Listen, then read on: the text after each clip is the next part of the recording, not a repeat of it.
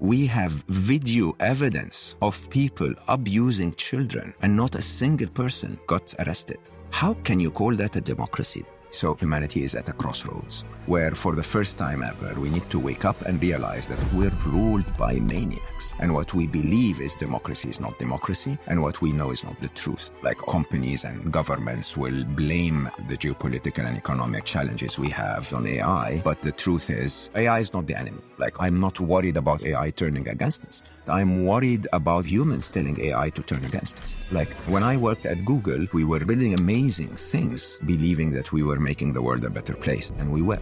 But then suddenly there is a moment where you recognize that maybe the world will not use what you're making the way you want it to be used. And sadly, this is upon us. So I have lots of questions. Okay, that's good. So what's your take on this job disruption point? What is the risk of these very intelligent models that the creators of these models don't actually understand themselves? Do you think Sam Altman's pro-humanity? How do we get to a point of ethical AI when the incentive structures are so highly competitive? And then I wonder if there's a path that ends in AI being net positive for humanity. For sure. Somehow we've been pre-programmed to believe that this is upon us and we cannot change it. And I refuse that. So we will talk about the solutions. But are you optimistic? I'm very optimistic about the future. I'm not optimistic about the next year. Why the next year? Come on, Stephen. You don't want me to say it? So... Guys, I've got a favour to ask before this episode begins. The algorithm, if you follow a show, will deliver you the best episodes from that show very prominently in your feed. So when we have our best episodes on this show, the most shared episodes, the most rated episodes, I would love you to know. And the simple way for you to know that is to hit that follow button. But also, it's the simple, easy, free thing that you can do to help us make this show better. And I would be hugely grateful if you could take a minute on the app you're listening to this on right now and hit that follow button. Thank you so, so, so much. Mo Gawdat, I spoke to you I think about 4 years ago when you wrote a book about happiness. And I remember you came in and you'd written this book about AI, but I particularly wanted to speak about the subject of happiness because I was fascinated by it. What I find astonishing is the fact that you were talking about AI before anybody was really talking about AI. No guest that had ever come on my podcast had ever mentioned the subject of AI. It just wasn't interesting to the world. And then this thing called ChatGPT came out, and suddenly everybody got to feel it for themselves and became fascinated by it.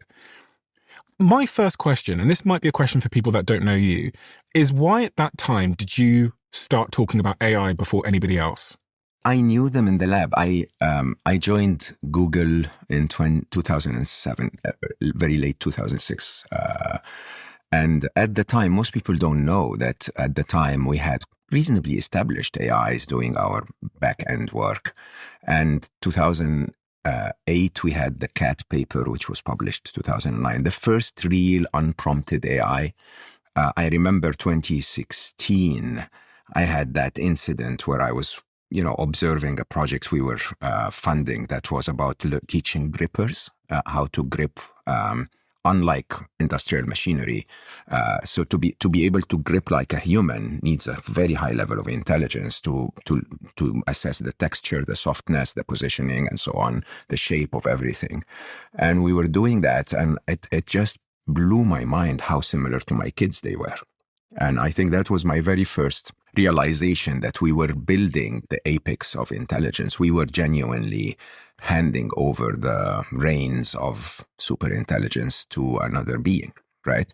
And when you get faced with that, you start to suddenly realize something that we at Google found very difficult to realize, which was that everyone I knew at Google till then was believing that we were making the world a better place, and we were. We genuinely were doing amazing things for the world. But then suddenly there is a moment where you recognize that maybe the world will not use what you're making the way you want it to be used. And you can see that in lots of technologies. Social media starts by the claim that it's going to get us connected and get us closer, but eventually ends up separating us with that little screen. Dating apps are giving you the promise that you're going to find your soulmate, but in reality, they keep renewing month after month. And so tech somehow ends up being more capitalist than altruistic.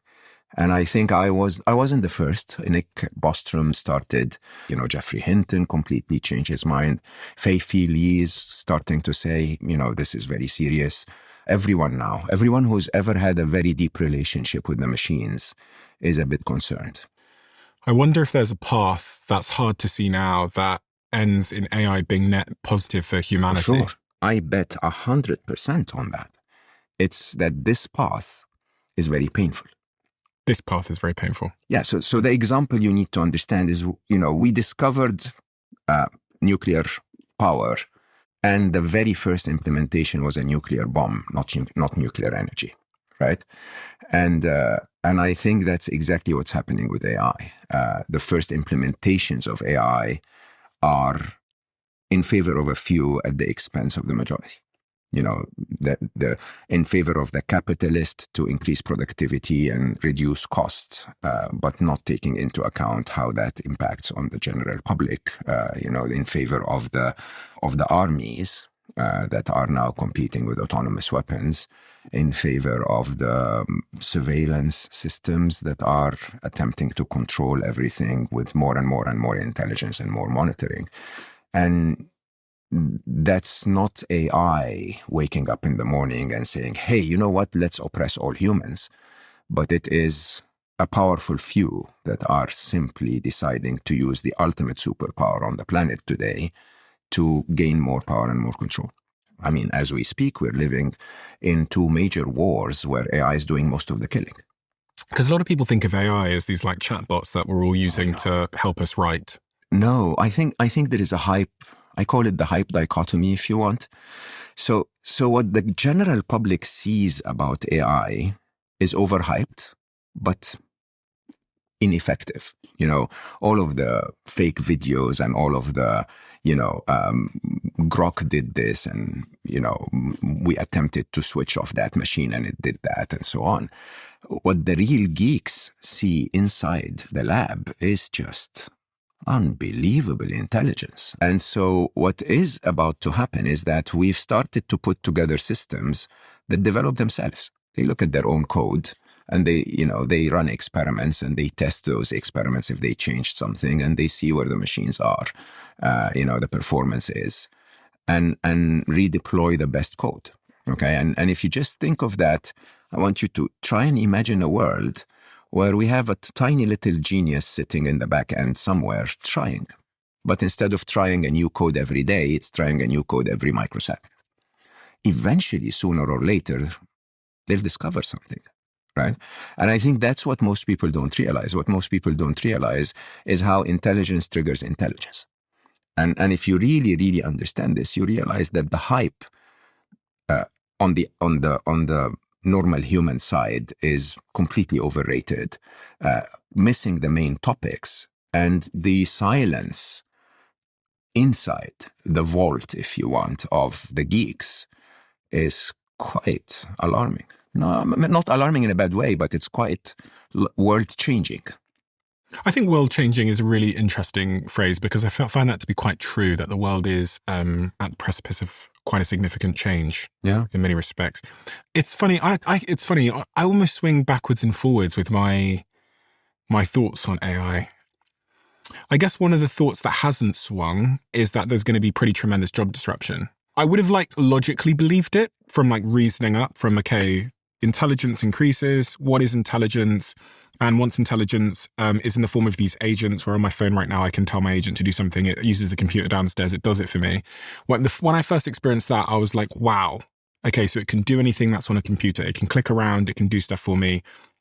There's a lot of people that are paid in the world to click around on a computer. I'm probably one of them, to be honest. And then the other eureka moment was just in seeing how my own hiring had started to shift. For sure. And I started to notice that we were thinking about AI proficiency in our hiring a lot more. And that especially, I think the guys at Anthropic, which is one of the big AI companies, said that they could see, I think they said roughly 15% of entry-level jobs could now be done by AI. I think that's what they said.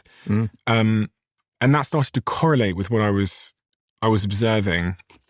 And this is when I thought, oh my gosh, yes, no, this is going to cause a lot of job disruption, especially at the entry level. I think you're spot on with that. Not the blue collar, but the entry level knowledge work. Yeah, and that became my first concern. I sat here with Dara, the CEO of Uber, and he was quite clear that the 9 million Uber riders won't have their jobs anymore. What's your take on this job disruption point? No, I think you're spot on. I mean, your team gave me this lovely little pyramid, basically. If you think of the bottom layer as blue collar jobs, right? More people doing manual work. On top of it, you'll have those, call them knowledge workers, mostly doing mundane jobs, like you said, clicking on a computer or responding to a phone call or whatever. Then you have the middle knowledge workers, jobs that require a bit more intelligence, anything from a paralegal to a financial analyst to all of that. And then, of course, top leadership. And most people think it's going to be starting from the bottom. I don't think it will start from the bottom. Actually, I think blue-collar jobs will stay for a very long time. Give me an example of a blue-collar job for someone else. A carpenter. Okay. I love to restore classic cars. So, there isn't a robot that can do that yet. Okay. This, however, anything that is call center agent, assistant, travel agent, anything that you can do with a few clicks and is mundane, is going to disappear very quickly. My prediction is you're going to start to see very serious impact in 2027. Now, what you had not sensed it before because what we saw was no hiring in that segment. So that what you saw in the last couple of years is that companies were not hiring entry-level jobs anymore. It wasn't job losses yet, but that basically meant the workforce was not growing, right?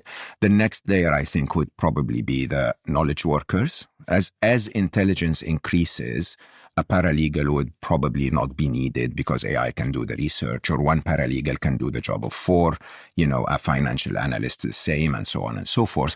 But interestingly, it continues to go up, believe it or not. And I hosted Max Tedmark on my documentary, and he was laughing out loud, genuinely laughing out loud, saying, most of the CEOs believe that they can fire everyone and have AI do all of the jobs. They just don't remember that AGI is going to do everything better than humans eventually, including being a CEO. So let's first define, when you say white collar, you said lawyers there. What kind of roles is that? Everything. I mean, if you're a doctor that's doing diagnosis, you probably will have fewer doctors doing more diagnosis, because I think the NHS does that already by asking people to interact with an AI first. If you're a composer, a music composer, some composers will lose their jobs because of that. If you're an artist that's doing graphic design, some will lose their jobs because AI comes into that. And interestingly, even middle management. I mean, I told you offline about my startup. My CTO is an AI. My chief of staff is an AI. My project management is AIs. Again, because I'm a geek, I can do those things, but that interface will come to the normal people very soon, right? Mm-hmm. And so this may take 2 to 3, 5 years if you want, until 2030 if you're optimistic, and but they'll start to erode. Okay, I think the challenge that most people don't understand is as this erodes, we're already dealing with a very different economy. Okay, an economy that is spiraling a lot quicker and pushing for more cost reductions. I mean, let me ask you this, if you don't mind, then we can come back to this. Imagine a world where the concept of labor arbitrage that built all of our capitalist success disappears. What do you mean by labor arbitrage? So capitalism has always been all about using labor and capital or debt to create things at a cost that is lower than the price you sell them for. Correct? Mm-hmm. That's it. You bring a team together, they make some shoes, whatever, and you sell the shoes for $1 more than how much it costs you to make them. So how would capitalism look like if you don't have labor arbitrage? If cost of labor drops to an investment in a machine that can do the job? Okay, how would capitalism and banking look if, because of that cost reduction, you don't need to borrow as much anymore? And more interestingly, how does the GDP look if all of those workers no longer have the purchasing power to buy the things that you can create, you and others, right? There is an interesting disruption that doesn't require us to get to 100% job displacement. At 10, 20% job displacement, you're in a very different economy, and an economy that is clearly spiraling downwards, don't you think? Yeah, I wonder with when costs drop, I think one of the things that might happen as well is that people will spend more on other things. Because I was thinking in my business, one of the observations I've had is if I make a cost saving, I end up spending the money on something else. Mm-hmm. Now, that thing could be tokens, basically spending money on compute, AI. But it also could be hiring in different areas. Which are? Software engineers are like hot property right now. You have to imagine all of that intelligence is sooner or later going to be not replaced entirely in the first stages, but if, the job of 4 assistants can be done by one, then the job of 4 paralegals can be done by one, then the job of a massive marketing team can be done by a smaller marketing team. It's not that jobs will end first. It's that, productivity gains will make businesses not want to have as many people, costly humans, costly emotional humans, when the job can be predictably done for cheaper. And then what about this this bottom layer here? There was this video released by Figure AI the other day where they showed someone on a robot on the production line for 8 hours just sorting packages. Yeah. Did you see this video? Mm-mm. At one point they showed a human sorting the packages alongside them, but the robot ended up winning out. And okay, this is a very straightforward task. All it's doing here is it's looking for where the label is on the package and making sure the label is facing downwards on all the packages. So it's sorting the packages, putting the label facing down, and it did this for 8 days. Yeah. Intermittently, it would walk over and charge itself, and then it would come back to the production line. Yeah. But when I saw this as well, it was a glimpse of some of the disruption that's going to take place at the blue collar level as well. Because if you think about Elon Musk, he's got in his pay packet, he gets something like $1 trillion over the coming years if he produces and delivers at least 1 million humanoid robots into the world. But his prediction is there will be a time where there are 10 billion humanoid robots, where there are more humanoid robots in the world than humans. For a fact. You see, the difference between the overhype and the underhype. Huh? Most of the conversation is around humanoids. Nobody's talking about self-driving cars. And a self-driving car is a robot. It's a functional robot that doesn't look like humans. Okay? The investment you have to put into humanoids is a little more to learn skills that allows that machine to fit into the world. But specialized robots are going to do the job very, very quickly. And so you can easily see that the first wave, like you had the conversation with Uber CEO, is going to be specialized robots replacing drivers. It's going to be specialized robots, unfortunately, doing the killing. It's going to be specialized robots, unfortunately, doing all of the, intelligence work, law enforcement work. They don't have to look like a human. They don't have to behave like a human. As a matter of fact, the Boston Dynamics dog is probably more efficient than a humanoid at doing the job that you can assign to it in a battlefield, right? Now, those basically mean that jobs will be disappearing to robots before we recognize that they're disappearing to robots. And those robots will be as many as every car being made today. I mean, they are. If you go to LA, my car drives itself, but also there's just Waymos everywhere. So absolutely. Yeah. And BYD the other day just announced that they will pay for the liability of any accident their cars will make. And BYD is the big Chinese manufacturer of autonomous vehicles. So this I think replacement cycle will happen. It will require a lot of time to achieve economies of scale, but I don't think Elon Musk is off the mark when he talks about 10 billion robots. Not all of them are going to look like humanoids. And I think very quickly we will recognize that many robots don't need to be humanoids at all, that there is a much more efficient form factor or shape, physical shape, if you want, than the human flimsy structure. But yes, it's about to happen. I think I should qualify all of this by saying it does not necessarily need to happen. So people will hear all of this and blame AI and say AI is evil. AI is not. Abundant intelligence is wonderful. Having jobs done by machines is amazing for us. I'm thinking about the kid that's like, I don't know, leaving university now, and they've got a degree in law, or I don't know, you talked about a few other white collar jobs earlier, like graphic design, or maybe they did sociology. Yeah. Or maybe they did, I don't know, business management, like I did for one day in university. You're hearing about all these like layoffs coming from big tech companies. And it seems that the CEOs of these companies are announcing these layoffs with a certain amount of, it seems like, I wouldn't say the word is joy, but they are very keen to explain that they're laying off lots of people because of AI.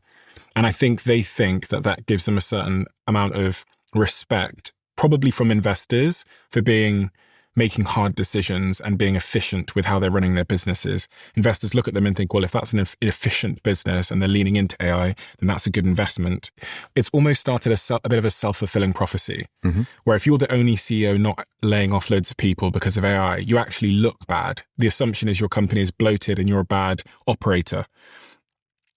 So one of my concerns that I think is highly plausible is that over the next 5, maybe 10 years, we're going to really see a lot of unemployment as the world has to kind of readjust to whatever these new jobs are.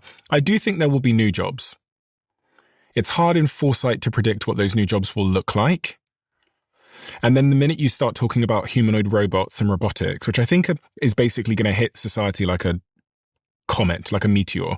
I think the first humanoid robot from Tesla or anyone else that is highly effective in the real world at doing tasks and is extremely intelligent because it's powered by one of these LLMs, I think it's going to shock people. And I think it's going to happen quickly. Like ChatGPT happened quickly. 100%. I think Elon or something is going to do a presentation someday and say, we're ready.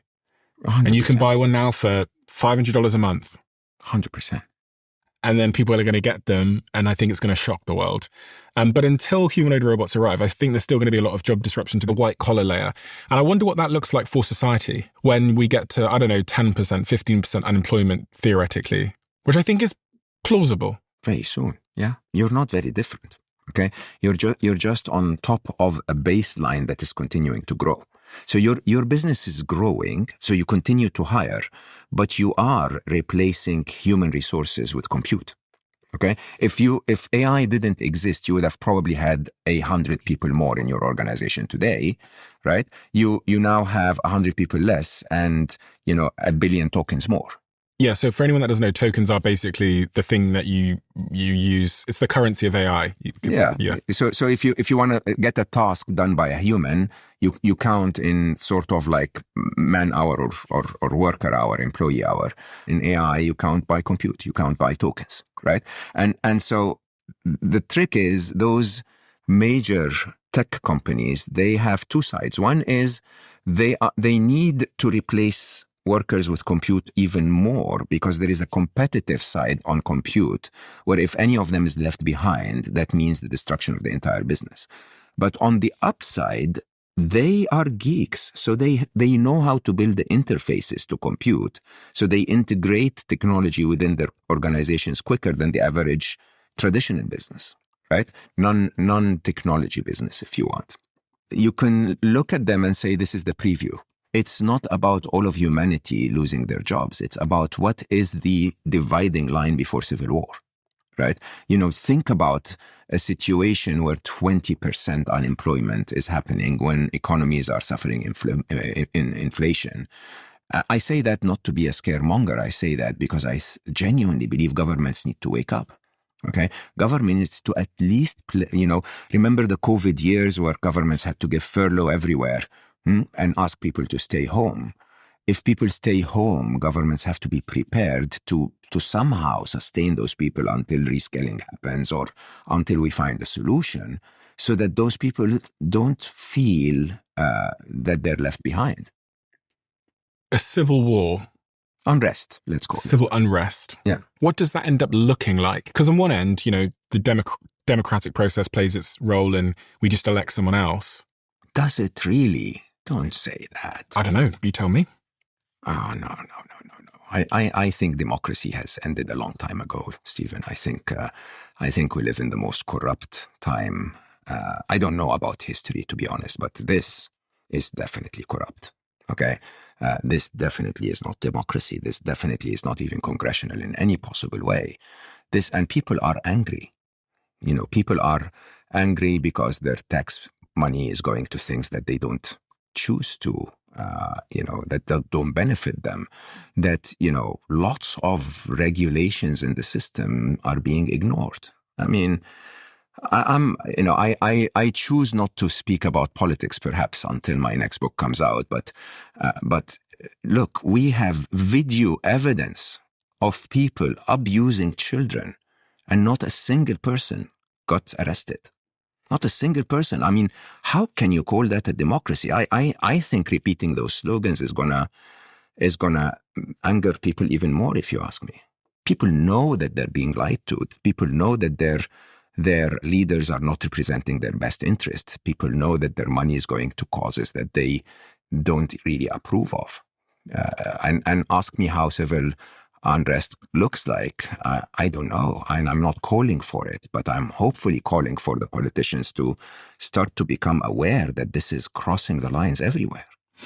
On this point, Sam Altman, who is the founder of OpenAI, he's been banging the AI is coming for your job drum for more than a decade now. In 2015, he pointed out, my job is to help people destroy jobs. Something he lamented at the time, but decided he'd do anyway. One of the things that I struggle with, like getting out of the bed every morning, is that like my job is to help people destroy jobs. The job destruction that we're going to see by software in the next couple of decades, I don't think anyone's prepared for, and you can't talk about it. And in 2023, Altman said in an interview, a lot of people working on AI pretend that it's only going to be good. It's only going to be a supplement. No one is ever going to be replaced. Jobs are definitely going to go away, full stop.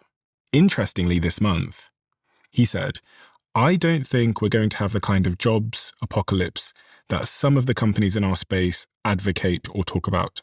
I'm delighted to be wrong about this. On white-collar jobs in 2021 through 2024, he said, AI will probably replace most of the jobs people do today. Entire job categories will be totally gone. In May, this month, 2 years later, he said, I thought there would be more impact on entry-level white-collar jobs being eliminated by now than has actually happened. This is an area where my intuitions were just off. What I find uncomfortable is the bouncing backwards and forwards. And I don't really know what is true, because a couple of years ago, you were telling us all the jobs are going to go away. You said categorically. Mm-hmm. You literally said full stop. And now he's saying they're not going away. And I just don't, when someone's like changing form factor, it's hard to understand why they're doing it. And I think my suspicion is back then, the incentive was to get people to take AI seriously. Mm-hmm. Congratulations, we took it seriously. We took it so seriously, in fact, that it's now a problem. It's a problem for these companies because people are now booing at commencement speeches. They're attacking data centers. They're going to elect people that are theoretically anti-AI. And now there's this inversion where no, it's going to be fine. Yeah. I don't know. You're spot on. First of all, Sam's entire existence, if you ask me, starting with OpenAI, that's supposed to save the world by creating a safe AI, then making it a commercial enterprise that's worth billions, and backstabbing a few people in the process. And I have him on Chasing Utopia saying, clear, I quote, this is exactly the words he said. You can find it online. Chasing Utopia is your documentary. Yes. So he basically says, well, I don't suspect that, I suspect that AI is likely going to end humanity, but we're going to create a lot of interesting companies in the process, right? Those kinds of statements are honestly not the statements of someone who's not decided. It's just the statements of someone who's being taught more and more by his PR agency or PR manager to say things as per a script, right?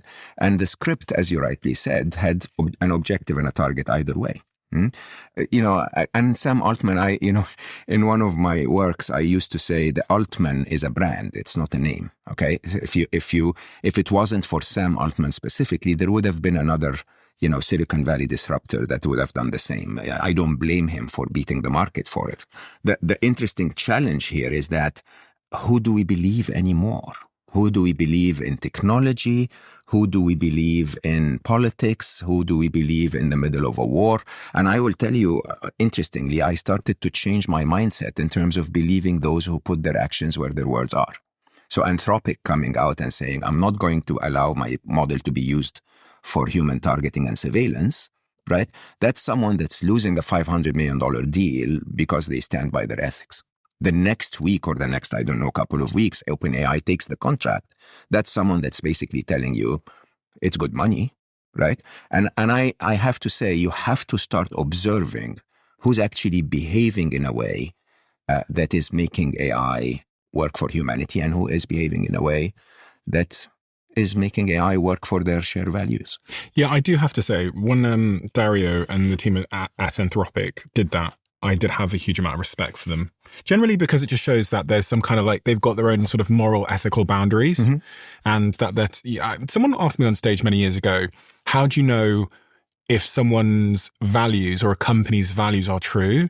And I said, look at what they're willing to sacrifice in the near term that's against their incentives. Correct. That for me is the essence of understanding if someone has integrity or is principled, is they will give up something in the near term for what they believe in over the long term. It's usually money, or some kind of benefit of any sort. I mean, so there is something that you needed to have worked on the inside of Google like me to realize. There are prisoner's dilemmas within technology where you cannot escape the influence of either a competitor or the government, right? There are some times where, the NSA is going to push Google to say, give me this information or otherwise I'm going to really destroy your business, right? But there is a very big difference between a company that willingly does this and celebrates it like a Palantir or an OpenAI, or a company that tries to resist it until the point where it becomes impossible to continue to do business. And you have to question from the actions of the tech bros, who is pro-humanity and who isn't. And it's not very difficult to see that from their statements. Do you think Sam Altman's pro-humanity? I genuinely have never made up my mind, honestly, Steve. I say that with... I'm either thinking this is too big for him, and he just is driven by how... he found himself in the middle of this. Anyone who finds himself in the middle of an opportunity to completely flip the world upside down, or he's not pro-humanity. I don't know. I definitely think he's pro-OpenAI before he's pro-humanity, but that's only the way I see it. Others, however, say it publicly. If you look at Palantir's Alex Karp or Peter Thiel, I mean, Peter, again, in the film is shown when he's in that interview where the interviewer asks him, but you're in favor of the continuation of humanity. And he pauses for Peter Thiel does. Yeah, for 40 seconds. I'm not sure, I mean, publicly says that. Crazy thing to say. That's a crazy, pause there. Alex Karp celebrating how, his technology is able to target people. I know it's foolish of me to start bringing all of this up, but, this is public on the open internet, and somehow we entrust those people with the future of humanity. This is wrong. I'm just trying to imagine a future where everything is just fine from here on out. So what would that future look like? It would look like these models continue to become a little bit more intelligent, but they never become that much more intelligent for whatever reason. They just kind of stay where they are now. They stay contained within chatbots. And yeah, we have some smart robots, but nothing else really changes in a profound way. Cars drive themselves, fine. Planes fly themselves, fine. But people, they have time to go and do other types of white-collar jobs because there's a little bit more time than we expected. And society goes through this sort of soft transition towards this new world. I would love to see that. I don't think it's mathematically plausible, to be honest. The arms race, especially across nations, is going to drive us to continue to develop AI more and more. But allow me to consult with you on another possible scenario, right? Everyone that develops an incredibly intelligent AI would deploy it. Yeah. Correct? So it's unlikely that anyone would find a way to build a better decision maker in wargaming and not deploy it. Okay? That prisoner's dilemma, if you want, would mean that their competitors would either have to deploy a similarly intelligent AI, or they'll become irrelevant, uncompetitive. Correct? Mm-hmm. So what that means is, in that world, we end up with AI making most of the decisions. Super intelligent AIs making most of the decisions. Which, would you agree? This is a very simple prisoner's dilemma. If we're competing for intelligence supremacy, by definition, when we achieve it, we deploy it. Yeah. Okay. I call that the fourth inevitable. Now, with that in mind, there must be a moment in the future, near or far, where every important decision is made by an AI. Yeah. Now, here's the question. Most of my dearest colleagues, I mean, when I had Jeffrey Hinton on the film, he openly says we are, we didn't calculate well that there is a 10 to 20% possibility that those machines are going to wipe us out, right? And I remember we didn't put it in the film, but I said 10 to 12 to 20% is Russian roulette, right? That's actually 16% is Russian roulette, right? Now, in that world, however, I believe that's humanity's salvation. Because if you look at every problem we have today, it's not because of abundant intelligence. It's because of lack of intelligence. I think the way you look at it, if you allow me, Steve, is that if you have no intelligence at all, you have no to slightly negative impact on the world, right? If your intelligence is limited. The more intelligent you become, the more you contribute positively to the world. Until a moment where you're so intelligent to become the president of the United States, right? But so misled to maybe set your targets wrong, or to refuse, or to set your target wrong and achieve them. Disconnected from the overall long-term benefit of your nation or your human nation, if you want, that you start to make decisions that are not intelligent at all. Mm-hmm. Okay? This doesn't last, because if you go beyond that into higher levels of intelligence, most of the super intelligent people that you ever worked with will not need to break any rules or hurt anyone to become successful, right? I usually cite Larry Page, who is, in my mind, one of the most intelligent people I've ever interacted with.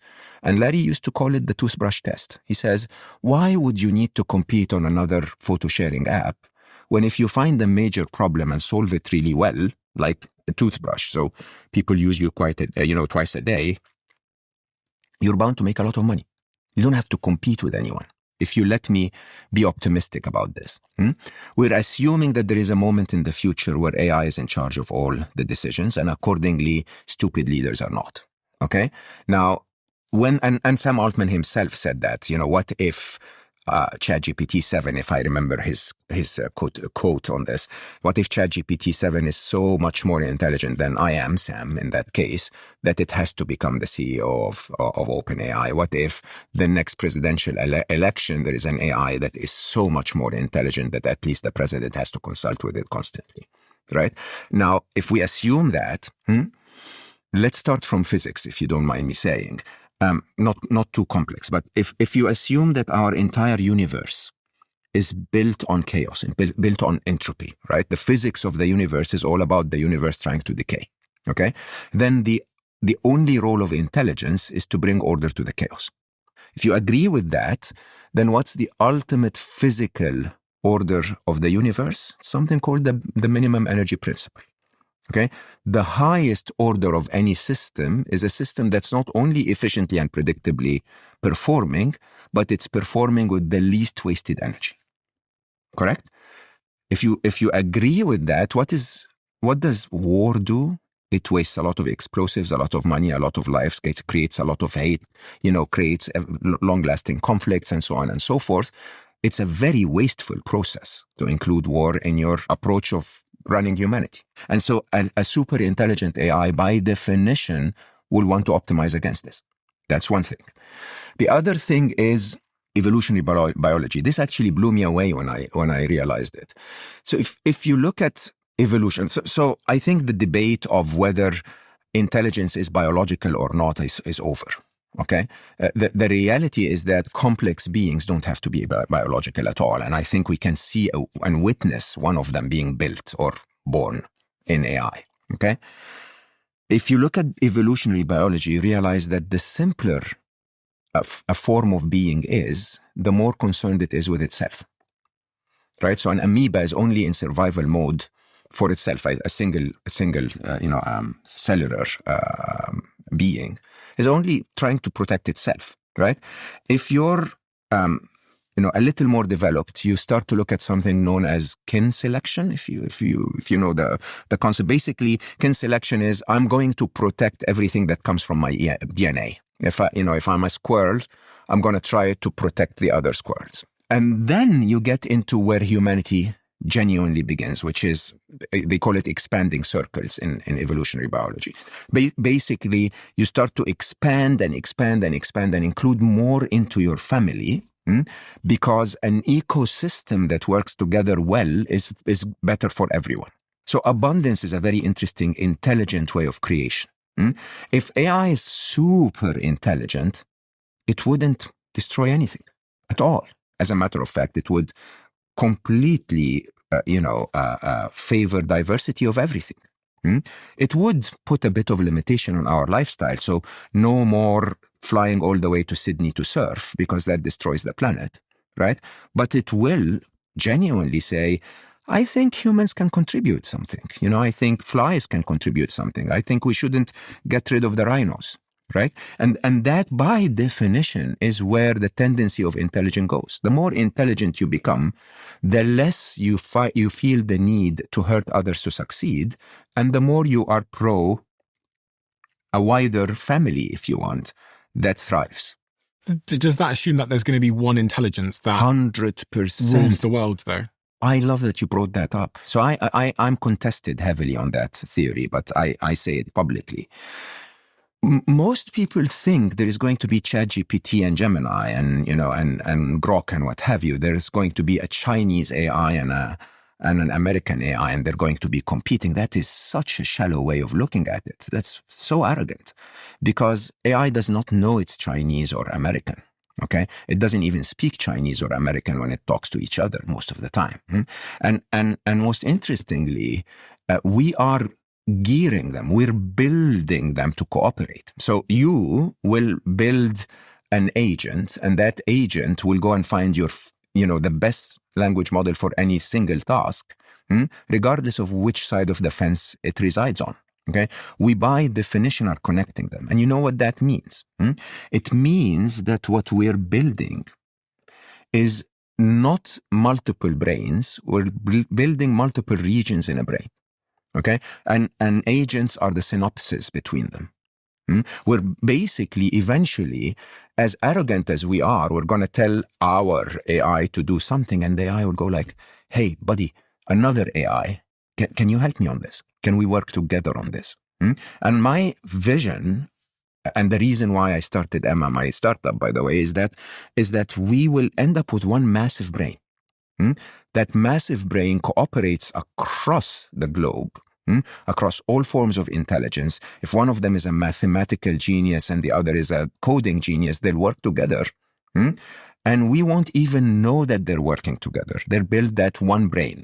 And Emma, in my mind, is the limbic system of that brain. It's that bit that understands love and emotions and relationships and so on, so that when those AIs go like, we just don't get those humans, they're so annoying, Emma will say, oh my God, they're so sweet, they just want to love and be loved, right? And I think that idea, to me, of everything I've ever attempted to achieve in my life, is for the first time I, for the first time, feel I could actually change the world. If that theory came together and all AIs worked together, and some of those AIs not only were altruistic and ethical in terms of trying to genuinely help humanity, not capitalism, and at the same time they understood us humans reasonably well, then we would have built something that basically says, no, hold on, don't believe the headlines that say humanity is annoying.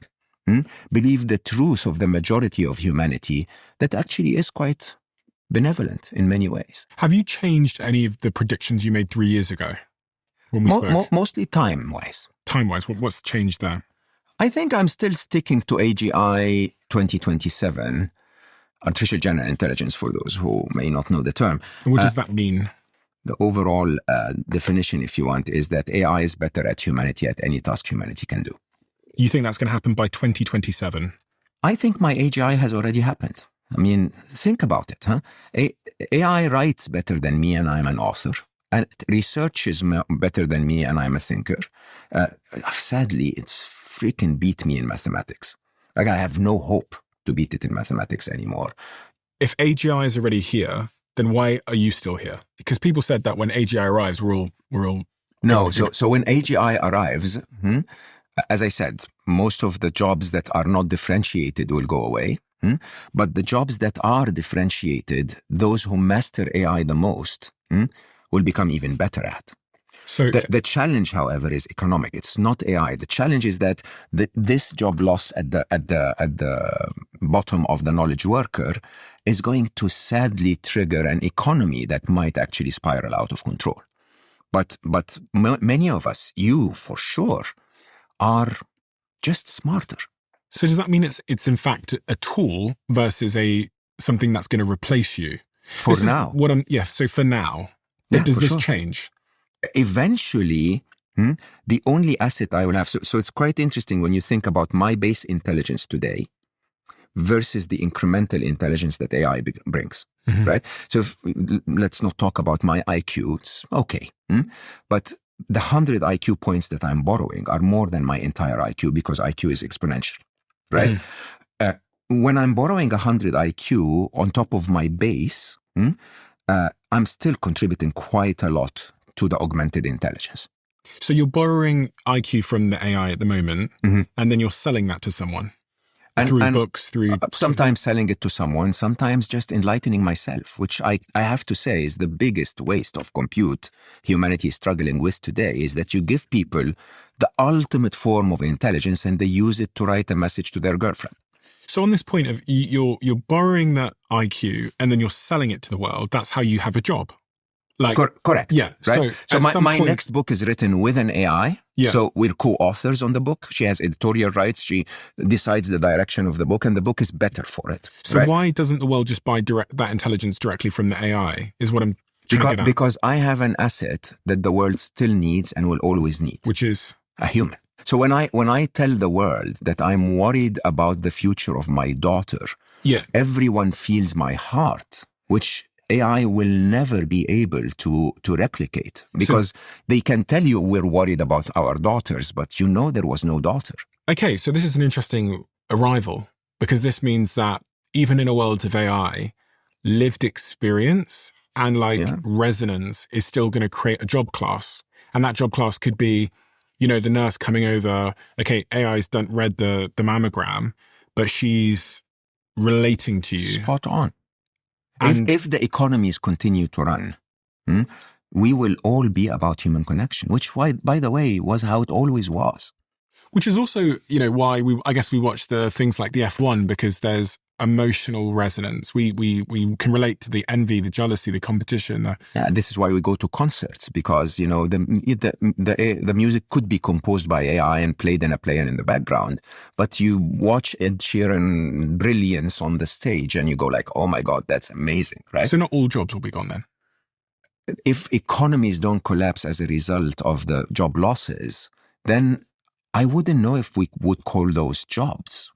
But human connection would remain as the base currency that makes humans interact. So is it fair to say then, jobs that are centric on human connection or human resonance, being able to relate and resonate with another human, are going to be fine? the ultimate skill. Once again, I qualify this by saying if economies continue to function, the ultimate skill will be this. Even if an AI could recite what you and I did, nobody would watch. Yeah. Well, You think? a little bit of it. My theory is that there's an informational component to what I do as well. Of course, yeah. But I'm also like under no illusions that there is an element of what I do that will 100% be deferred to some kind of intelligence, which I'm fine with. I'm not going to fight against that. You know what's funny? Huh? What's funny is that your informational bits are gonna in the future be disseminated by an AI. Mm-hmm. I mean, why would I even listen to your information when I can have my butler, my AI, go like, listen to everyone on the internet, help me understand this gut biome thing and design me a diet plan. Well, I think that's happening and is going to increasingly happen. Yeah. Actually, I mean, Spotify this month announced that you're going to be able to prompt your own podcasts in Spotify. So you're going to be able to say that I want to learn about insert X topic, and then it will make your podcast in Spotify about that topic using AI. That's so interesting. Because it can look at the entirety of the world's information. And I'm not going to swim against the tide in any aspect of my life. I try and be as unromantic as I possibly can. I think that's very important. So I realize that much of the reason people will continue to tune into shows like this is because there's something else beyond the information that they're here for. And you've got some predictions in those envelopes over there, those brown envelopes. Yeah, so I do have the disclaimer of nobody really knows the future, but I think I can make 6 predictions here, right? With a reasonable level of confidence. I think the most important of them, honestly, is this number one. Number one is, AGI. As I said, AGI is not very well defined, but whatever it is, AGI, meaning AI being able to do most tasks that humans do better than humanity, in my mind, is either this year or next year, latest end of 2027. And do you think that will be a moment in time, No. or do you think it will just happen without us noticing? I think it will sneak in on us. And it's not a bad thing. I think most people need to think of it this way. AGI it's almost as if it's that moment when your kids become smarter than you. Okay? In a very interesting way, there's nothing wrong with that until they're annoying as hell. Okay? And we can make sure that AI is not annoying as hell. So there's absolutely nothing within me that is worried about AGI. As a matter of fact, as long as we are in the era of augmented intelligence, AGI means I'm more intelligent. And I think that's a good thing in general. Yeah, it's interesting in my head. There's like a big question mark, which is in a world where there's an intelligence that is smarter than most humans at most things, which is what we call AGI. I'm trying to understand what the fault is in my own thinking that, like you said, that there'll be AGI by 2026 to 2027, so next year. In such a world where there is an intelligence that we can all access, that is smarter than all of us and pretty much everything, again, it comes back to this point of like jobs. Are we just going to hire the AGI to do every job? And if not, then why not? Why are we going to still, that's what I'm trying to contend with. Can I ask you a question? Have you always been the apex intelligence? As a human? No, as Stephen. I'm not the apex intelligence now. There's people smarter than me in this building. Correct. Why do you still exist? Why do I still exist, even though there's smarter people than me in this building? It's a good question. I don't know. Why? First of all, because there are the smartest person in the world is not the smartest at everything. Yeah. There are things that you're smarter than them at. Okay. Number 2 is because intelligence doesn't solve everything. I mean, I make that joke all the time, and genuinely, Einstein is my favorite physicist in history. Not because I think what happened afterwards with Bohr and quantum physics and so on was more impactful on our understanding of the universe. But he was so intuitive that he saw a world that we could never imagine, right? And yet, I always say Einstein would be eaten in the jungle in 3 minutes. Yeah. Right? Intelligence, humanity thrived not because of intelligence. That's very arrogant. We thrived because of our ability to hold together as a tribe. Yeah. Right? Because our ability to exchange barter things between us. Mm-hmm. Barter things that are not always physical. Barter things like a hug or a connection or a feeling of safety or there are so many things that we do that are not entirely built on intelligence. You have to see that this view of a world where intelligence is all that matters is a world that's made by investment bankers and geeks. But it's people like Geoffrey Hinton and yourself that says, how could we possibly control an intelligent being that is way smarter than us? I am so proud to say that Geoffrey, after we filmed together, actually came out and said there is a way. And it's very similar to my way. He said to appeal to their parental side, okay, for them to care for us. So Stephen, the biggest debate is not if they're going to be more intelligent than us. If they're going to be more conscious than us. If they're going to be more moral than us. That is the debate. The debate is, can those machines become our teenage children that look at us and say, Daddy is so annoying, but I love him? So the thought is that even if AI is more intelligent than every human, we can still control it. We don't want to control it. You never control anything. This control idea is a corporate capitalist view of the world. We never actually control anything at all. Right? Think about your day. I know you came today. I think you were filming in the morning or whatever. Very stressful day. How much of that day did you actually control? Did you control the traffic? Did you control your timing? Did you control the angle of the cameraman? But so many things that you don't control eventually turn out to be fine. Right? How many of us ever controlled our kids? Ever? Zero. Sometimes the kids don't turn out to be fine. Sometimes they kill you. Sure. I watch a lot of documentaries and true crime. Sometimes they turn around and shoot you. Sure. And what's the difference between the two? I don't know. How you parented them. Sometimes. Almost all the time. You may not be aware of exactly how you messed them up, right?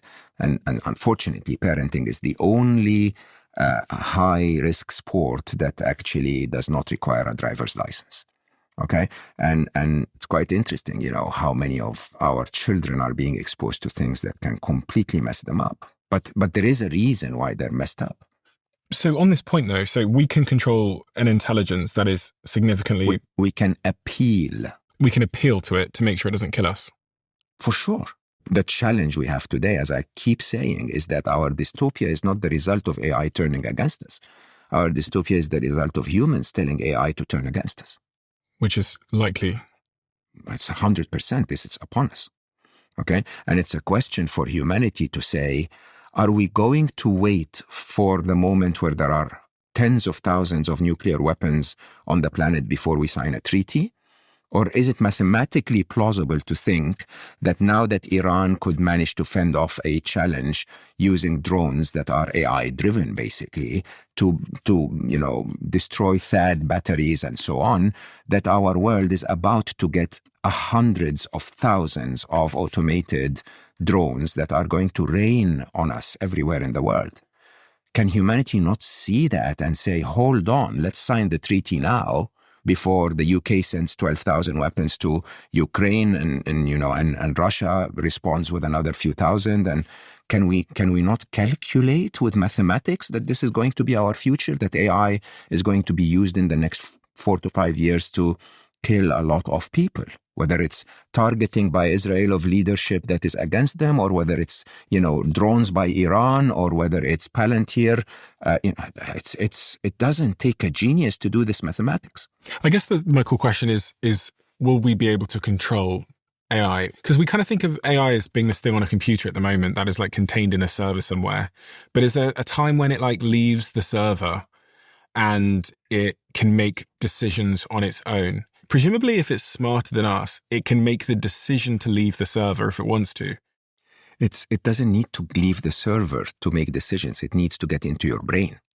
The most interesting part of AI's power that we don't understand is it's manipulating our information. The question I'm trying to get at the heart at is like, what is the risk of these very intelligent models that the creators of these models don't actually understand themselves?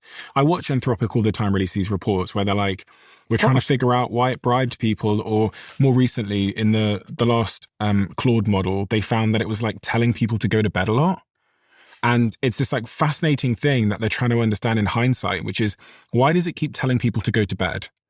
And there's all these tweets of people showing their screenshots where halfway through a conversation, it will say, it's time for you to go to bed now. And they don't know why it's saying that. And it's happened to me. Mine will say to me, enough for tonight, Stephen. For sure, Steve. 11 p.m. That's enough. I would say the same. Mine sometimes refuses to help me. Really weirdly, this Claude started saying to me, I'm not going to help you with this tonight. No way. Yeah, and I'd have to say to it, stop being so judgmental. Like, just help me with this. And it would, and Claude, the makers of these technologies don't know why it's doing what it's doing. So if you play this forward, this mysterious behavior forward, is it conceivable that at some point it will make a decision to put some kind of virus or some kind of bug onto someone's device because it feels that it's the right thing? Because what it's demonstrating to me is it's making it so like moral decisions on what I should do. Go to bed. You've had enough tonight. It goes, no, I'm not going to help you. You're kidding. No, I can show you my phone. I would love to see that. Yeah, I'll show you after. It goes, no, I'm not going to help you. Doesn't even matter if you push. And wow. No, but everyone on the internet's talking about this. And it was just an interesting evolution that somewhere in the code, clearly they've written like, have a moral compass or do the right thing. Not in the code, in the training data. In the training data. Yeah. And so it infers that to mean something. And the other thing that was front of mind is if you've ever built an app on something like Claude or any of the AI models, it builds the app in stages. And one of the things it does is it asks you permission if you're happy for it to make this change or to access this thing. I click allow. It just feels like such a fragile way to give permission. Because you don't completely comprehend what that allow has done to your... Yeah, it's saying, can I go in your documents on your computer and can I do this thing? And you go, allow. But it's such a fragile way of giving it an intelligent being, whatever it is, access and the right to build something. And I don't know, you just think about all the different companies around the world in China, Russia, North Korea that are currently building this technology without the constraints that are imposed by society. I don't know. It's an interesting... There's going to be some kind of catastrophe, I think. Sadly, I agree. And I think that's when people will go, okay.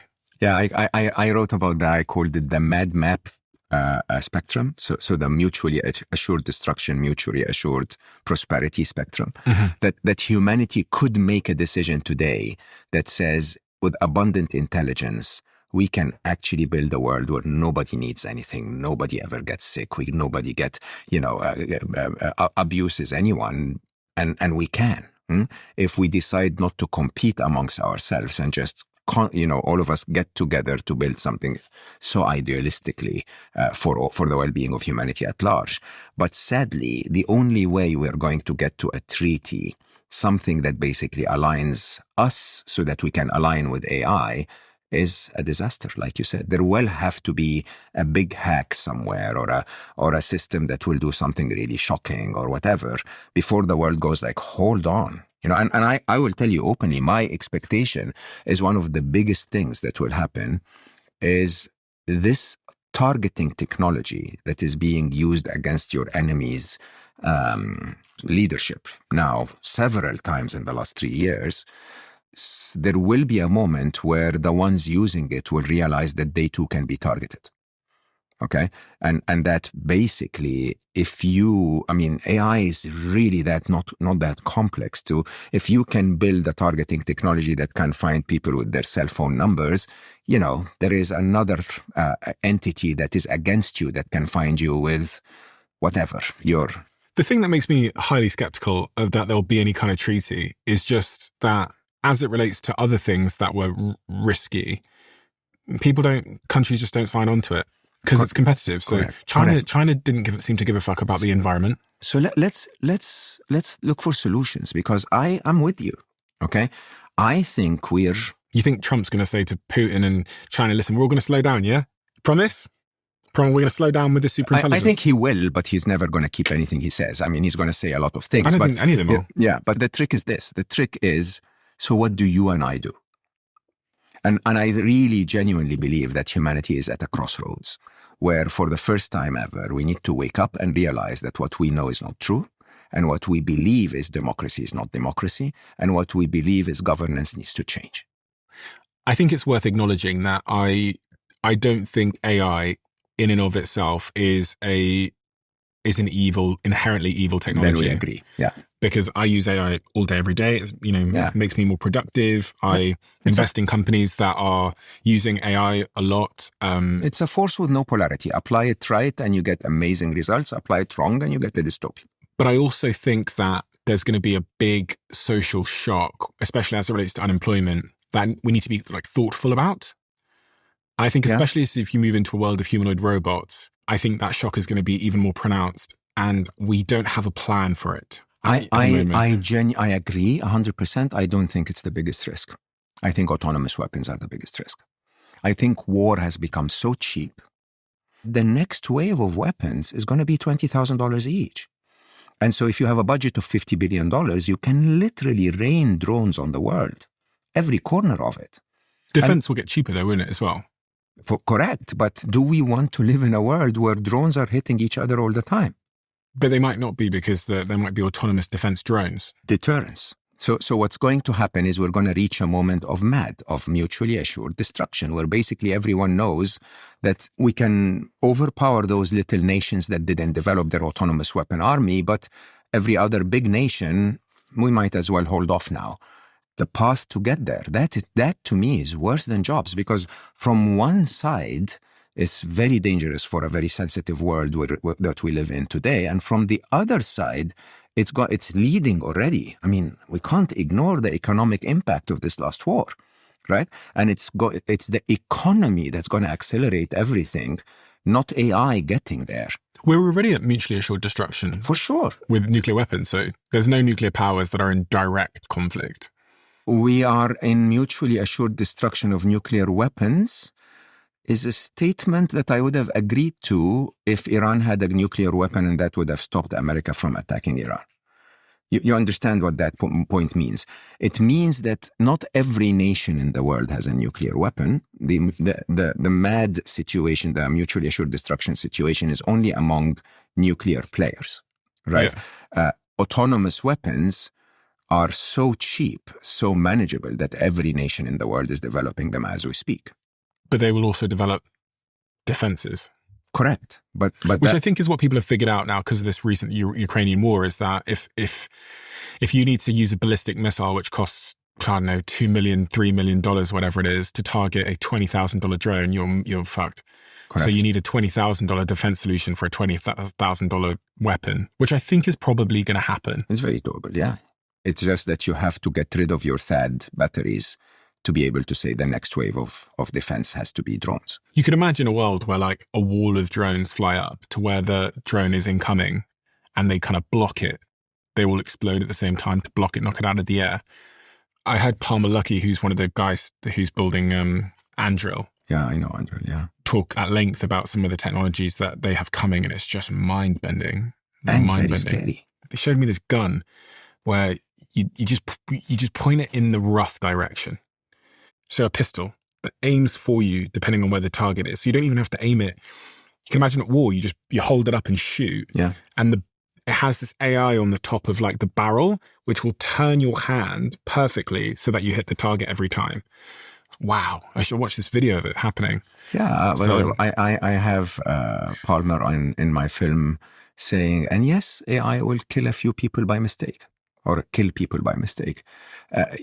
When killing becomes so easy, you do more of it, okay? When killing becomes liability-free and emotions-free and guilt-free and, you don't get your soldiers coming back from Vietnam with, PTSD and so on, you get more of it. 70% of people who add something to their online cart never actually buy it. And that number is based on over 10 years of research. But what I think is even more interesting is what the Baymard Institute discovered. They're a private research company that ran a study which found the average e-commerce store could increase its conversion rate by 35% just by making its checkout easier. Not better marketing or better products, but by delivering a smoother checkout experience. So if you're looking for an easy way to make your checkout process smoother, I want you to think about moving your business onto Shopify. AI. It's the platform we use to sell the 1% diaries and the conversation cards because it's so simple and smart to use. It puts all of our inventory payments and analytics in one place and has so many AI tools to help us get up and running straight away. Not to mention that it grows with you regardless of the stage that your business is at. So if you're ready to fix your checkout process, sign up for your $1 per month trial at shopify.com/Bartlett. That's shopify.com/Bartlett. And don't tell anybody. Every time I've tried to improve something in my life, like my businesses, my health, my relationships, I've noticed that the biggest shifts have come from being better informed. And when it comes to our health, most of us know very, very little. So when our team was approached about partnering with Function Health, it felt very much aligned. Their team has developed a way of giving you a full 360-degree view of your health, many of the things that are going on in your body in the form of different tests. You do one blood draw, and it gives you access to over 160 lab results. Hormones, heart health, inflammation, stress, toxins, the whole picture. I use it and so have many of my team members. You sign up and you schedule your tests, and once you're done, you get a little report like the one I have here.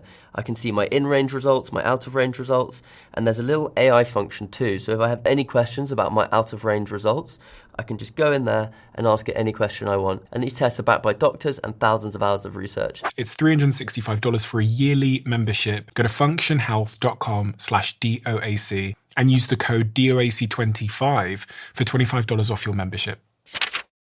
So we're in 2026 now. By 27, you think there'll be AGI amongst us. Mm-hmm. How will life look at all different? Like, what will be the symptoms of that world? Is it just a slight increase in unemployment? I think there will be a very serious differentiation between those who plug into AGI and those who don't. What is the symptom that we notice? Is when we look at the news or whatever? You'll see people like you and I building a company in 6 weeks, and people that are not fully plugged into AI really struggling to find a job. Okay, so unemployment is going to be the key symptom in 2027. Yeah, and also, I think on the positive side, you're going to see incredible scientific discovery. One of my predictions, not in those envelopes, but science itself is just, we're opening up Pandora's box, to be honest. By 2030, what do you expect the symptoms of AI to be? So jobs, as I said, I'm bold a little bit on this, on the fact that 30% of jobs would disappear by 2028. Okay, of some sectors, not all sectors, by some sectors will disappear by 2028. So up to 30% of jobs will be gone in 2027 to 2028. 30% of jobs of certain sectors of jobs. So if you think about call center agents, okay, yeah, probably. If you think about graphics designer, yeah, probably. What do you think that looks like in terms of unemployment, but also like societal impact? Horrible. I think the Great Recession had 6%. Yeah, we've never seen numbers like this. Jobs lost. Yeah, it said even economists who project just a net loss of about 6% of US jobs by 2030, they are mirroring the severity of the Great Recession. Yeah. The real danger is a hiring freeze on entry-level white-collar jobs. AI automates the grunt work, which means companies are shrinking their teams and cutting off the bottom rung of the corporate ladder for the next generation of workers. Correct. We have an entire generation that is out of college today that will struggle, unfortunately. And my advice to them is learn the tool and focus on human-centric jobs. Like what? Like playing jazz. I mean, not a lot of people can make a living from playing jazz. I understand that, but a lot of people can make a living by being a nurse or by being a counselor or by being anything that connects to humans. But I just want to constantly come back to this. None of that has to happen. If there really is a democracy and the government is supposed to do what's good for the people need to stop letting this from happening. Which people? Everyone. Everyone in China? China's not going to struggle as much as the West. I can guarantee you that. I think this is the question people come back to is, well, if the US stops, then we're going to end up being China's lapdog. We're going to end up... You already are. There's a lot of people that I know that are using Chinese AI models to do their work because, for whatever reason, because they're cheaper, they're better in some respects. And because I cannot guarantee what American AI models are going to do to me. So Emma, my startup is running literally model agnostic. So one day I'll plug in, an OpenAI ChatGPT 4.0 open source, and the next day I'll plug in DeepSeek. And I cannot guarantee if America continues to build, to make compute more expensive. I cannot guarantee that I can run a business on something that I don't know the cost of in the future. So the US can't just stop, can they? They need to change approach. And by the way, the more interesting side is, what are the other economies doing? Like, is the UK going to continue to import compute? Is this, welcome to Africa, welcome to the third world. But this is what I mean. Like, so you're saying also that every nation needs to invest. 100%. Every nation. And it's quite interesting. There is so much open source that is not the state-of-the-art frontier model, but that can do 80% of the tasks that the frontier model is doing. But on this point of companies competing with each other, there's an inherent need to compete here and to go, that's what I'm hearing is like, there's an inherent need to go as fast as you can, or you will become a third world country. Sure. 100%. You're saying that the people should stop that. No, so I'm saying the people of the UK need to go to the UK government and say, how are you protecting the future of our economy, right? Are you going to continue to import technology and to empower import of technology versus changing your regulations so that innovation becomes easier here? Okay. So, think of it this way. Remember that Anthropic bubble when you said all of the SaaS model applications were, being basically threatened because anyone can build an Oracle ERP today, right? Why is nobody building an Oracle ERP in the UK, saving the UK massive licenses that go to Oracle every year? Okay, so you're saying that the people should go and ask the government to invest more in AI? 100%. That's what number one. Number two is... But then their jobs go. But you see, the most interesting job going forward is being an entrepreneur. Is using those tools to replace an economy that we've built over trillions of dollars over the last 50 years. But not everyone can be an entrepreneur, though, no? Everyone can be an entrepreneur in something. But those entrepreneurs need to hire people. That's a change that I think is about to happen.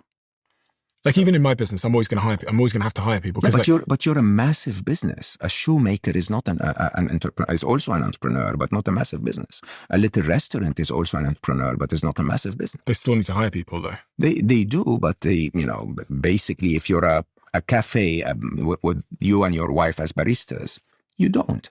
This is also an entrepreneur.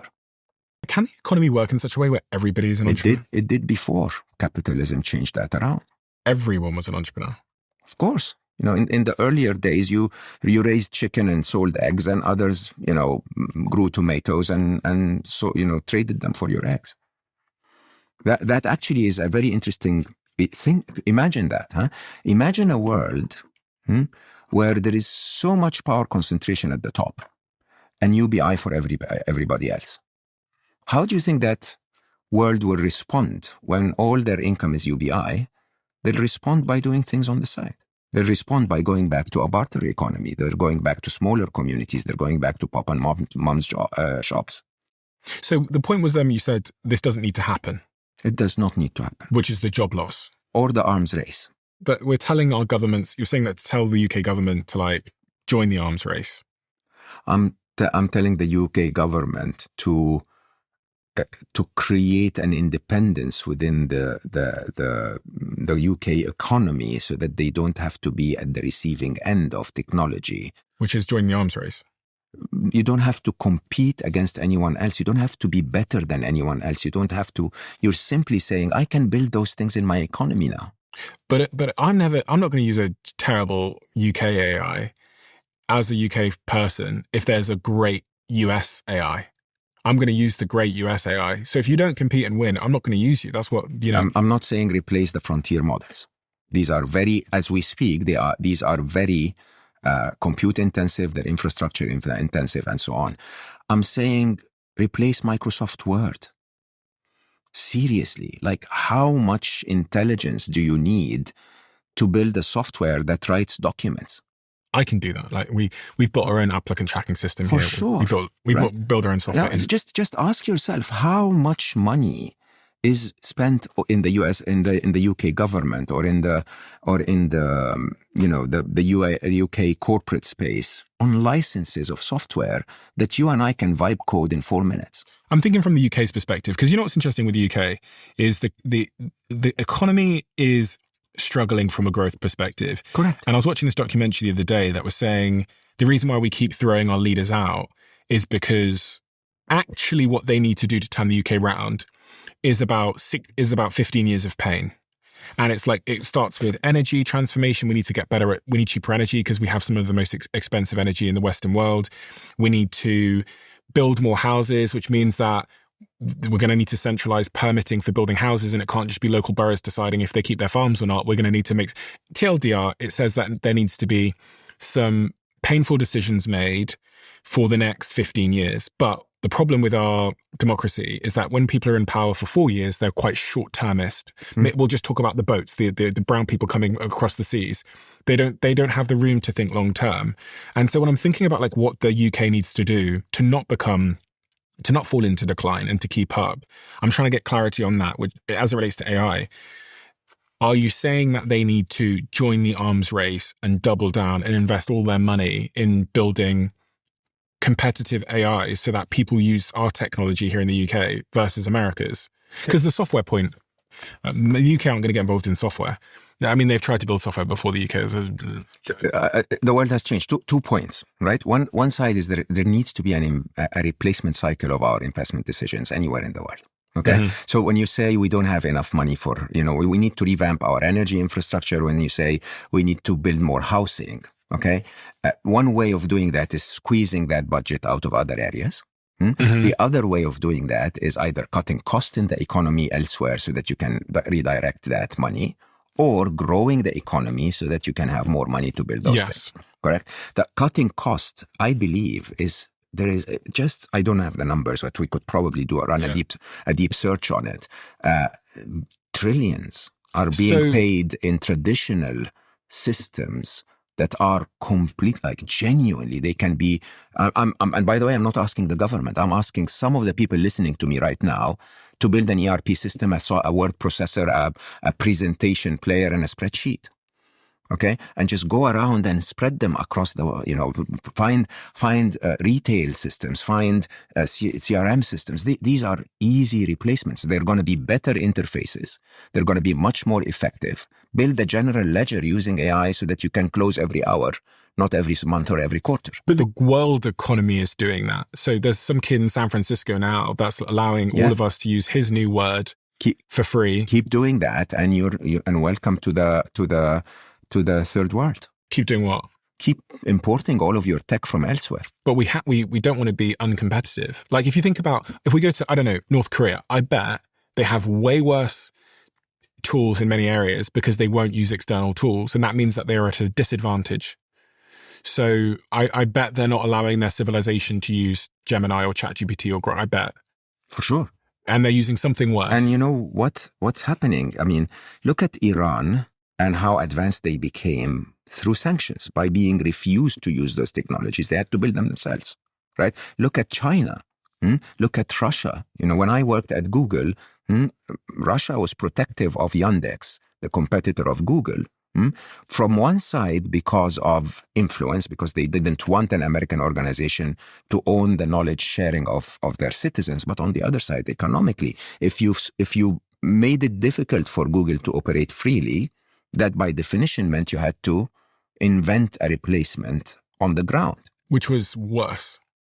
Yandex is not worse. I'm saying, so if you think about is global competition going to produce a better product than regional competition? It depends on where in the stack of the quality of that product you need to be, right? You do not need the ultimate, ask yourself this, which version of Gemini are you using? The most recent one. And I'm every day I compete and that with is Claude. you. ask everyone else what version of Gemini they're using. Most people will say, oh, Gemini has versions, right? You don't need the ultimate super frontier model to do 90% of the tasks.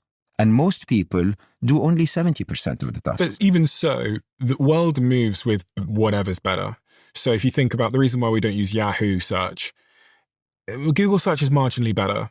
It's, you know, it's not 1,000 times better, but over time we move away from AOL to Google because it's a better product. And there's a slow, you know, my dad probably still using ChatGPT, but when I go home for Christmas this year and I go, Dad, you should use Gemini, and he starts messing around with it, he'll slowly migrate. I'm like an early adopter. So I about 4.8 on Claude came out last night. I'm on there within 25 minutes of the announcement. Of course, I'm there as soon as I can, but that's you and I. Yeah, and we are an indicator of where the world is going because we're at the coalfront figuring out what's better. And also I think with technology, eventually there does become the gap between first and second begins to widen.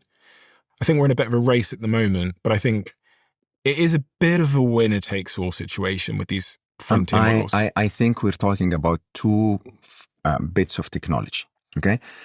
Tell me, how far has PowerPoint advanced since 2023? They added Copilot. Anything else? So you're saying that the UK should build their own PowerPoint? For sure. There is. What I'm trying to say is that from a licensing point of view, just licensing of software within government alone, how much money is being repatriated? If the UK tried to build their own, do you know they tried to build their own COVID app and it cost them, I think, okay, these numbers will be wrong, but they're like directionally true. It cost them 70 million to build a COVID app that didn't work. I remember. And so they canned it. I remember. They can't build fucking software. I'm asking a UK entrepreneur to wake up tomorrow and say, all right, you know what, between coffee and my cookie, I'm going to build a PowerPoint and go sell it. Yeah, they will. And they'll go to San Francisco where the money is and the talent. Yeah, they won't be able to compete. They'll get crushed tomorrow. So if they don't go where the talent and money is, I'm not saying that they all have to go to America, but I'm saying what they will do if they want to produce the best product is they'll make rational entrepreneurial decisions about where to sell it, where to raise money, where they're going to get the best talent. And I think if they don't make those competitively minded decisions, they're not going to make the better product. They're not going to get any users. Users will go where it's better and where it's cheaper. They won't say, oh, I want to use this because it's from Cornwall. Yeah, so I'm with you, right? That this actually might be the big corporate think, okay? And I'm with you that, of course, the infrastructure here of building a startup is way more complex than it is in other places where startups succeed, okay? I'm saying if we continue on that trajectory, whether in the UK or in Germany or in, Zanzibar, welcome to Africa. All of us, everyone but the two competitors, China and America, is going to be third world. So when you talk about job losses for individuals, that's one side, okay? But nation positioning losses, which I think Europe has noticed recently, is about to happen everywhere. And why? Because you're saying, hey, you know what? Maybe we can't do it. Why can China do it? Why can Korea do it? Is not because they have different natural resources or not because they are, in a place where it's warmer. It's because their regulations, their ambitions are to empower something different than debating about, railway lines or... They have a couple of big advantages that I was reading about. One of them is they have way cheaper energy, which means that they're going to be able to pursue... Why, may I ask? Because they've invested in solar power, renewable energy. Correct. Because they don't care about... This is, by the way, I say that publicly. I say that the arms race of AI was won a long time ago. And then the other thing is, in terms of permitting, if you want to build a data center in the UK, listen, if you want to open a cafe in the UK, it's going to be war for you. If you want to do that in California, this is why everyone's left California. Like when I took this office in California recently, I was like, so how long is it going to take for me to renovate this?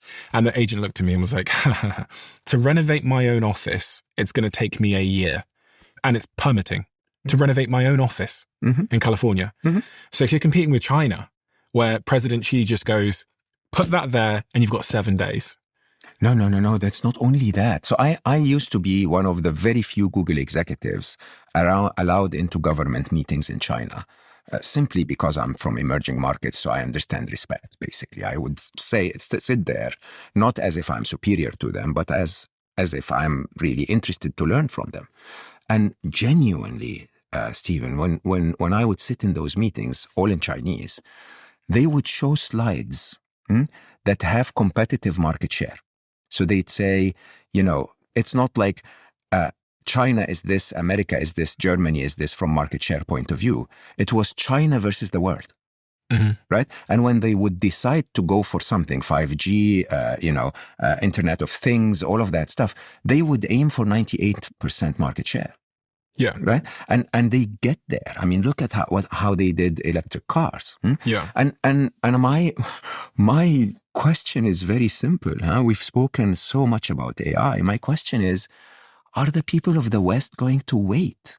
So this is an interesting conundrum, because it sounds to me like you're saying on one end, if we don't join this AI race, then we're a third world country. But on the other end, if we continue this sort of thoughtless race towards AGI, there's going to be catastrophe at some point. And the answer is somewhere in the middle, where basically you join the AI race for the good of your community. Okay? So there is resignation on one side, is like, I'm not going to play this game at all. There is offense on the other side, where I'm playing this game to destroy everyone else. And there is a balance in the middle, where we say we're going to build an ethical form of AI that's going to help our communities. We're going to use this ultimate gift, this ultimate superpower, right? Superman landed on the planet. Raise it to help your community. Is that wishful thinking to some degree when you think about the nature of sort of competition? I don't know how to tell you otherwise. I genuinely believe I genuinely believe it's going to be very difficult to make that change. Okay? I genuinely believe that it's going to be that when the challenges of an AI dystopia hits us, we're not going to be ready. But I can't stop talking about it, Stephen. Do you understand where I stand with this? I just am hoping, and I tried so hard. I spoke to the leadership. Then I spoke, like, one of the things that my Atlantic Productions, who helped me with the film, did for me, which I have to say, completely, I am very appreciative of this, is, through our conversations, the last few years, that I tended to, at a point in time, lose hope in the leadership and basically try to influence the public for ethical AI. Okay? And my conversation was that the leadership at the time was the technical leadership, and that everyone was so caught up in the arms race that I wanted to teach the public to help us build ethical AI. And I continue to focus on the public, every one of us. But suddenly Atlantic goes, no, hold on. We should probably get you to meet the political leaders everywhere in the world and hopefully give them a message that says, hey, you know what? You may actually make a difference if you prioritize AI differently, right? Do I believe this will happen? Sadly, no. But does that mean I should stop trying? I cannot stop trying. This has had probably the single biggest impact on my office. Of all the products that I've tried that have given me productivity gains or cognitive boosts, I would say that exogenous ketones are in the top 3 most pivotal things that have given me a massive productivity gain. It's some Stanford graduates that have been able to basically bottle up the effect you get from being in a ketogenic diet in a small shot that you can take that makes you feel incredibly focused and gives your brain an incredible source of energy. And the clinical studies that have been done on exogenous ketones have absolutely blown my mind. I reached out to them. I became a co-owner in the company. I became an investor in the company. And so it's with great pride that I can tell you that this exists. If you haven't tried these shots, go to ketone.com/Stephen for 30% off your subscription order. And you'll also get a free gift with your second shipment. I still buy my ketone shots predominantly online, but thankfully I can now grab them at Target whenever I drive past them here in the United States as well, because we're now stocked in Target, where your first shot is completely free. I've done almost 700 interviews with some of the most interesting people in the world. And one of the things you learn, which is unexpected, is that vulnerability is the doorway to connection. And after sitting here for 2-3 hours with a guest, I feel a deep sense of connection to them. And as they leave, what I get them to do is to write a question in the diary of a CEO. We've taken all of the questions from the diary of a CEO. We have put the question here on this card with the name of the person that wrote it. So you can sit at home, as I do with my fiance and my colleagues at work and other people in my life. Whenever we get a minute, we play the Diary of a CEO conversation cards. And it is incredible what happens. These are great if you're in a romantic relationship and you want to connect your partner more. These are also great if you're in a team and you want to bond your team together. And I have to say, they're also great for families that want to learn more about each other and that need a good excuse to spend some time in a digital world, in the analog environment, connecting human to human. It is remarkable what the right question at the right time can do. Go to thediary.com and you can get these conversation cards right now. When I have these conversations about AI, what I'm trying to do all the time is to pass out what is like wishful thinking and then what is reality. And like to understand reality, you have to understand competition, you have to understand human emotion, you have to understand incentive structures. And so you think about something like the United States at the moment, where you've got Donald Trump, whose sort of primary driving incentive is GDP growth, economy growth. Does that stock market go up? Beat China. So if you all agree that that's like the core of his incentive structure, then you've got President Xi over here, his incentive structure is probably control, or independence, defense, so that, you know, they need to make sure they do well on the weapons side. When you look at, and then you've got these like other nations like the UK and Europe and these other places who are kind of, it seems like we're a bit resigned to the fact that we're not going to participate in the underlying models building because we just don't have it together. We don't have the energy. We don't. And you go in such a world, you go ethical AI. Who's gonna prioritize ethical AI? I mean, anybody that does is might fall behind theoretically. Is that?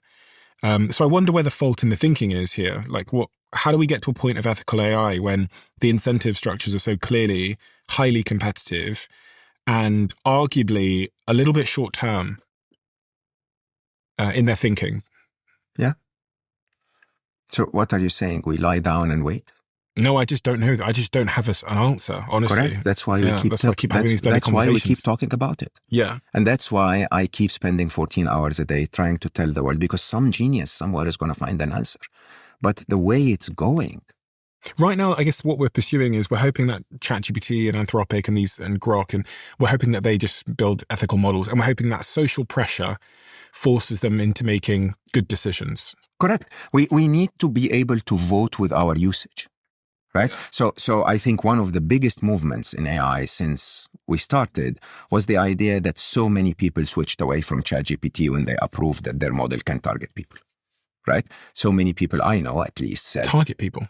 When Anthropic refused to... Do you think people switched? I think many have. I think ones that are aware did.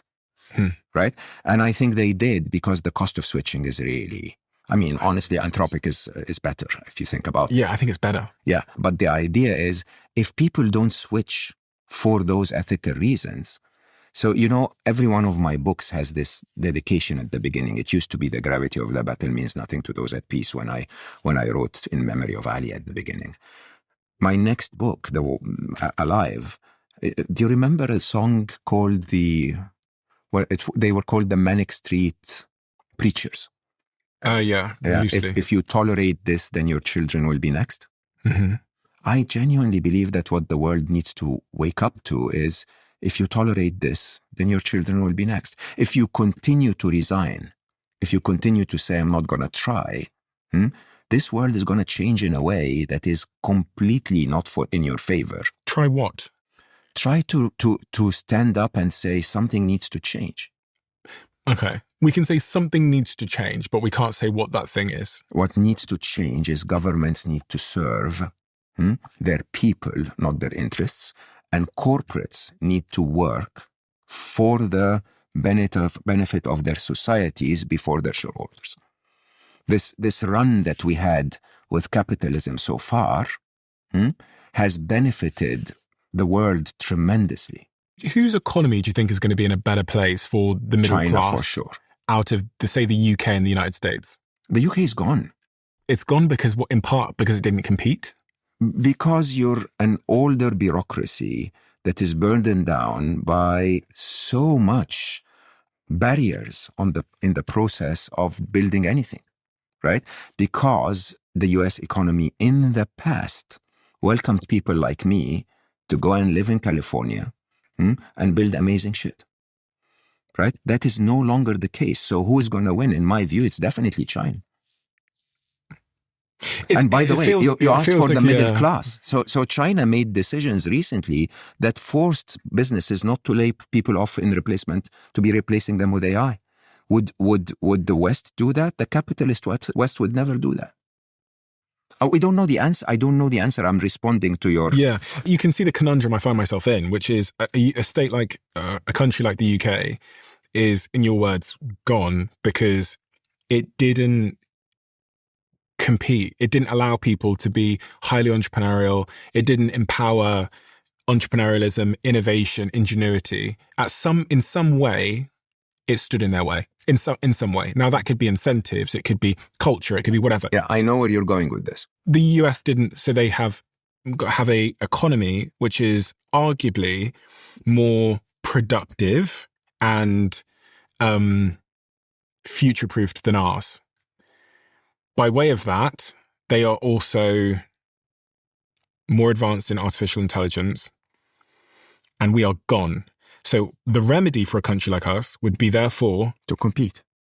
Let the reins off, let entrepreneur ingenuity. But then we're saying that's dangerous. And your conundrum in that is that you're assuming that entrepreneurship, by definition, is malicious.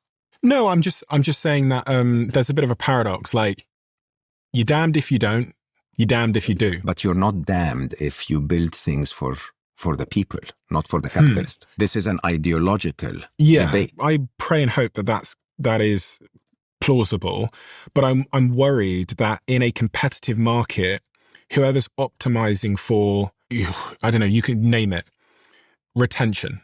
If we built two AIs, right, I'm going to call the Mo Gawdat AI, and I'm going to call the other one Evil AI. The Evil AI, okay, that's good. It's programmed to retain you. It's sycophantic. It says what you need to hear. It's super smart. And because of that, even though it's not trading in your best interests, it's retaining you more. You're using it more often. It's programmed for that, kind of like the social networks are. They're all just trying to like dopamine your brain into oblivion. Then there's the Mo AI. It tells you to log off, you've had enough. It thinks about your well-being. Because it's less retentive and less engaging, theoretically, it might be less successful as a commercial product. Think about social networks. The ones that are least retentive, the ones that actually won't destroy your brain with dopamine, the ones that remove the retweet button, the ones that don't have slot machine-like videos, they don't survive. I share this with you, and my point of view is that to summarize your challenge here, you're basically saying that it's easier to become successful if you don't follow ethical rules. I'm asking the question, if you build an AI that is just purely focused on ethical, would it be as engaging and have the same usage as one built with the reins off? No. It won't. Yeah, but that's the problem humanity needs to solve. Okay. If we were to survive. Example, I worked in a company called Google that basically at a point in time decided that ads will be effective.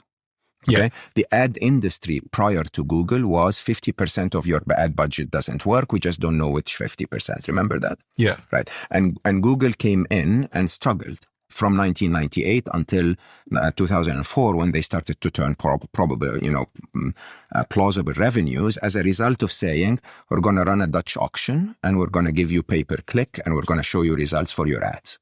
Okay? They found a way for ethics to actually get your money to be effective rather than just take your money and say 50% doesn't work. They found a way to make that their success criteria. There must be a way for us. I don't know what it is. If I knew, I would be building it instead of sitting with you, right? But there must be a way for us to marry the success of humanity with the success of the entrepreneur, right? And that way is not found in the old ways of doing things. I've got an idea.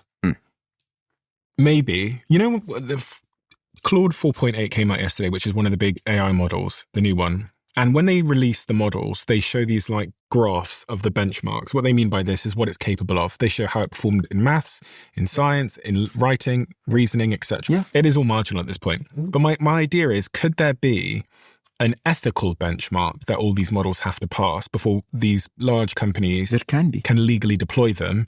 And I was thinking about, like, again, every idea has unintended consequences, which I haven't thought through.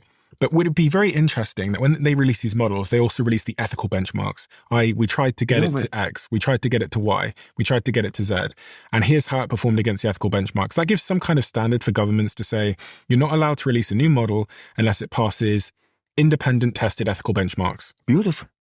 That would absolutely work. But notice, by the way, those are out there already. Okay? But in a very interesting way. You listen to Demis Hassabis. And how much he invests heavily in building AlphaFold or building, so many scientific applications of AI. And you go like, this guy cares about science. I can't prove that, right? But I've met Demis a couple of times. I know genuinely that he is an ethical person, right? But the typical person will probably say, but at least it seems that they're doing things for free to serve science. You look at Anthropic, and they refuse to use their model to allow the US government to target and to spy on people. And then you see OpenAI accepting a $500 million deal that absolutely does that. It is about time that every person in the world says, in that case, I am no longer going to use OpenAI until they show me another evidence that they are actually ethical in their behavior, right? And this is the decision that you and I can do, right? And people don't though, do they? But that's my task. My task and yours is to keep telling them, people, please understand that if you tolerate this, then your children will be next. Please understand that if you don't start to take an ethical stand on your own future, your future will be handed over to another oligarch, just like your past was handed over to social media oligarchs. One would say booing at the commencement speech is a good example of how public awareness can have a real impact on this trajectory. But I still think at the end of the day, if you think about things like smartphone usage in schools, at the end of the day, it does come down to government intervention and saying, do you know what, we're going to ban 14-year-olds from scrolling TikTok. And that's in part because people spoke louder and louder and louder. They went on podcasts. Jonathan Haidt, who wrote the book about the anxious generation, started a conversation, and that conversation led to legislation. I still think it ends in like some kind of constraint legally. I hope, okay, but I will openly tell you, most of the tech oligarchs are more powerful than your government. Is there any precedence in history where this kind of change happened without government intervention? French Revolution. So I was thinking about things like climate change, even you could say smoking. All these kinds of things have had to be like taxes and... Stephen, I'm with you. If governments intervene, we wouldn't have a problem. Governments won't intervene because governments are owned by the oligarchs, right? So my question for everyone listening to us is, are you going to intervene? What, cancel your ChatGPT? If that's what you can do, it's fine. If not, then go ahead and start a startup that does something. If that's not within your capability, then send a message to your congressman. If that's not within your capability, then say something ethical online so that the world understands a position that needs to be opening the eyes. If that doesn't work for you, at least don't engage in stuff that is negative that you don't know enough about. There are so many little actions. If humanity starts to move in the direction of, one, saying ethics matter, not just profit, okay? And two, saying I'm not going to participate in something that's unethical just because I believe I want to, I feel like it right now. Okay, if I tell you the number of things I took out of my life, just to try and affect a tiny bit of change of revenues that go to bullets, if I tell you the number of things. I think there's two central concerns I've always had, which is I do feel that there's going to be significant job disruption, and I don't think society's prepared for it yet. And I don't know what that preparation looks like, but I think we should start thinking about it. I shared this with you. I genuinely believe that if we continue on where we are, there's no hope. In the trajectory of where humanity has become, so distracted, so resigned to inaction, so disconnected from their own rights of freedom of expression and engagement and so on, I think we have no hope. Do we want to stay there? That's a question that I'm asking our listeners. And I'm not saying be violent or get up or, go be angry or whatever. I'm just saying take one little action. Ask yourself, please write it in the comments, one little action. One little action that you're going to do today that's going to make the world a little better tomorrow. And don't give up on humanity, Stephen. I'm not saying you do, but I'm saying we are going through such a difficult time in humanity's history that for the very first time ever, we have to do something about it. I don't want my daughter to be at the receiving end of what happened to my son. I genuinely lost Ali. I don't want to lose Aya. And the world we're building is going to be very difficult for Aya, Stephen. And I cannot go to sleep at night without trying something every day.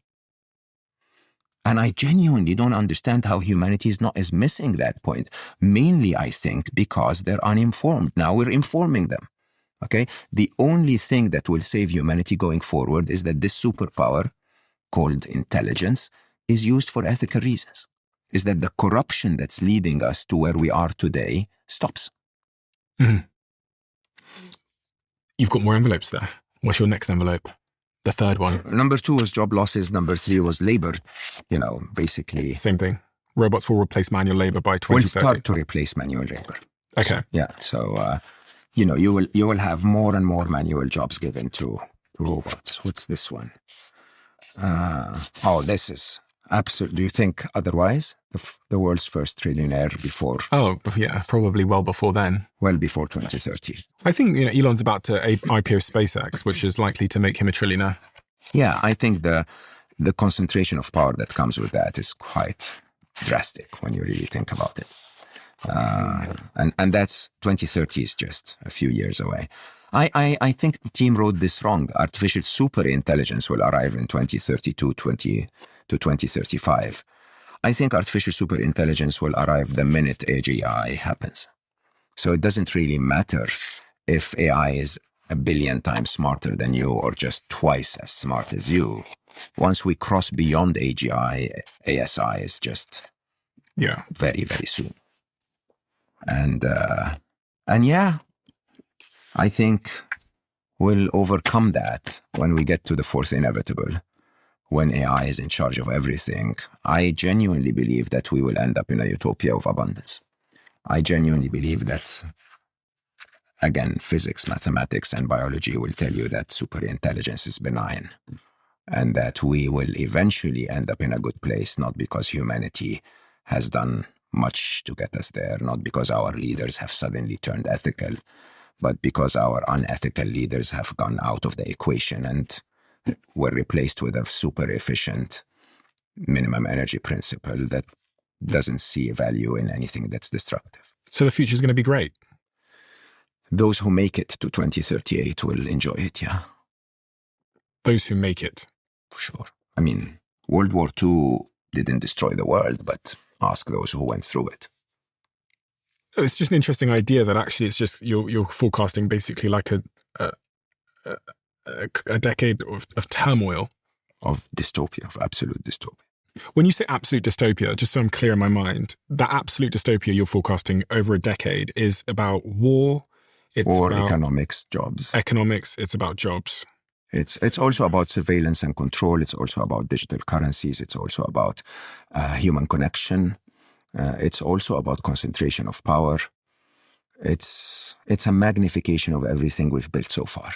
And just to, again, arm people with some tools to survive that dystopia for a decade. We talked a little bit about focusing on human jobs, the more human jobs. Yeah, learn AI. So AI is not the enemy, okay? By definition, the better you are at using an AI to do your job, the more likely you are to be successful, right? Now, number 2 is prepare for a hybrid world where AI and humans work together. How do you prepare?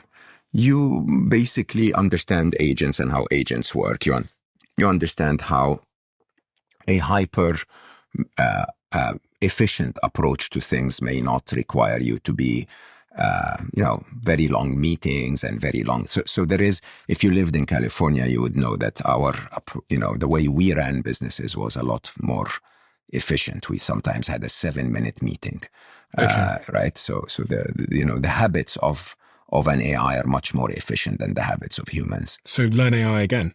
Learn how to interact with AI, welcome AI into your hybrid world of work. I think you need to, of course, double down on human skills. I think that's a must to succeed in this world. I think we need to. One of my most interesting views on the near future is how AI is going to be used to blur facts, and how we need to become much more interested in debugging what we're told, using AI, by the way. Part of that, I have to say, is you have to learn to use AI, again, not as a lazy person, so don't have them do things for you, have them make you smarter. So instead of trying to get the same task done with one prompt, try to get a much more interesting and demanding and intelligent task done with more work. So I've got 2 things so far, which is basically like lean into AI, and the second one is like lean into the most human skills. Lean into human connection, and lean into the truth. Don't be fooled by the hype. Try to be more informed, I think. And then finally, ethics. If you want to, I know it sounds. The world we live in sounds as if the only way to win is to compete in capitalism. That's not the world I lived in. The world I lived in, especially in my Google years, was solve a major problem. And when you do, you'll end up making a lot of money. Are you optimistic? I am optimistic about the future. I'm very optimistic about the future. I'm not optimistic about the present. You're not optimistic about the next decade? Yeah, I'm not optimistic about the next year, to be honest. The next year? For sure. Why the next year? Ah, come on, Stephen. You don't want me to say it out loud? We're ruled by maniacs. Decisions are being made for the absolute wrong reasons. Very interesting time. Very interesting time we find ourselves in. For lots of reasons. I mean, honestly, if you're a video gamer, this is the best part of the game. It is a very, very, very, very, what's the word? It's the ultimate matrix of complexity that I have ever encountered in my life. Yeah, that's an apt description of how it feels. Very complex. Things are moving very quickly. And moving very quickly. So from one side, you really need a lot of brain resources to crunch all that's happening, but you wake up tomorrow and it's changed.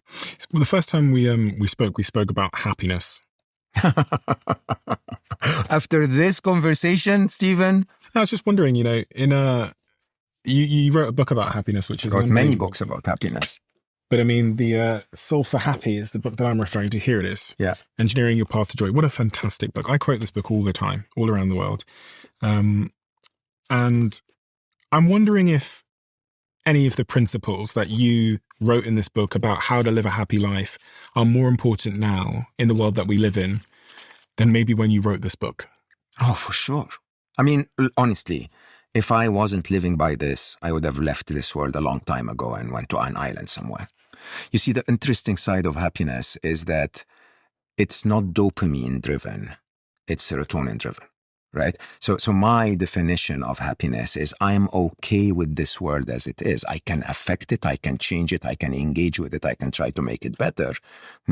I don't have to accept it, but I'm okay with it. My starting point is a bit stoic, if you want. My starting point is I accept this. This is my reality, and now I can start the work. This is very different than anyone that basically looks at the world and says, oh, this is a horrible world. I don't want to be part of it. I don't want to engage with it, and so on and so forth. And I genuinely have never been calmer about that chaos. It's quite interesting. And my wonderful ex actually really, really helped me with that. There was a point in time where we were having dinner and I poured out crying from the sense of responsibility I had for the world. And she looked at me so calmly, so gently and said, hold on, I see that you're trying, but you can't actually believe that you're responsible for this. And I think that completely flipped my mind, because in a very interesting way, I was thinking that all that went wrong in technology is because of me, right? Why? Because I contributed to building this. Because, when Jeffrey Hinton, one of my favorite moments when we were filming Chasing Utopia, is that Jeffrey is very big for all of us. We really think the world of him. And I was telling him, just as a sort of like an older mentor, if you want, I was like, Jeffrey, do you regret doing this? I genuinely believed when we were building those things that we were going to make the world better. AI. Yeah. And he said, well, yeah, I too was naive. I thought that I didn't think we will get there so quickly before we figured out the alignment problem, right? The alignment problem. That AI has our best interest in mind. And I think all of us were faced with that. All of us were faced with that idea of we're building the best thing ever for humanity. And then suddenly you realize, oh my God, in the wrong hands, it's the worst thing ever for humanity. And I have to say, I came to terms with this 2024, end of 24, that yes, I can try, but I accept that the world is what it is. And from that point of calm and stoicism, if you want, I think I can have a much bigger impact on the world. We have a closing tradition where the last guest leaves a question for the next. Question left for you is, what's the legacy you want to leave?